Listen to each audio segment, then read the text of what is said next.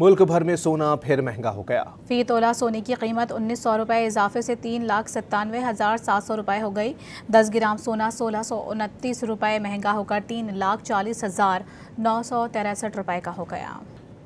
मुल्क भर में सोना फिर महंगा हो गया। फी तोला सोने की कीमत 1900 रुपये इजाफे से 3,97,700 रुपये हो गई। 10 ग्राम सोना 1629 रुपये महंगा होकर 3,40,963 रुपये का हो गया। मुल्क भर में सोना फिर महंगा हो गया। फी तोला सोने की कीमत 1900 रुपये इजाफे से 3,97,700 रुपये हो गई। 10 ग्राम सोना 1629 रुपये महंगा होकर 3,40,963 रुपये का हो गया।